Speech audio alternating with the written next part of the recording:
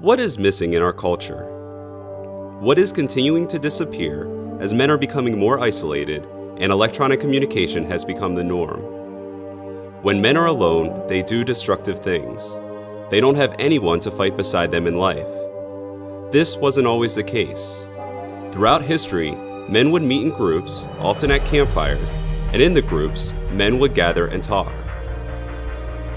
They would talk about how the hunt was going, dreams of a better future and an easier life, the values worth dying for, and their choice of legacy to leave behind.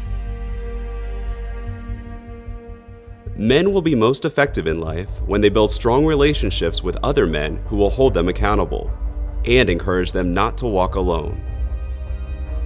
Most guys get into trouble when they're alone, and most guys that are struggling with issues that bring shame, that bring disappointment to themselves, they're doing it alone. It seems to me that we're not going to fix this part of our culture unless we are willing to change each of us individually ourselves. And this whole campfire experience, I think, is a God thing. I think God is touching our hearts and saying, men, you need each other. Because a lot of churches think men's group, not possible. Men's group, not possible. Jesus sat around campfires and talked, and it's not too late for the church to go out and to create an atmosphere where men will come into the church and start to discover the real parts of who they are and what God's true calling is on their life.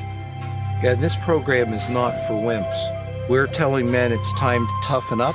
Nothing that we do in life is going to be easy, nothing. But when you do something right, it's going to make a difference in your legacy, and this is right. Culture has lowered the bar of expectations for men. I personally believe that you raise the bar high where it belongs, and guys will reach for it. We sit around campfires now, and we talk again like we used to 100 years ago. We happen to do it in a more contrived environment with not real fire, but we sit around nonetheless. And I found guys connecting the truth and the reality of God to the practical expression of their manhood every day through Knights of the 21st Century has made a radical change. If you get men being men the way God created men to be men, that majority of the ills facing our culture and our society would disappear. And I believe what women really want is for us guys to step up and to tap into that DNA that's in us, to be a hero, to be a knight. That you just gotta say, this is important to me, I'm gonna go do it. And if only 5 guys join me, that's all I'm gonna do. I'm gonna do this. I'm not gonna wait till somebody else catches on. I'm gonna do it. Knights of the 21st Century is a 24-week DVD series.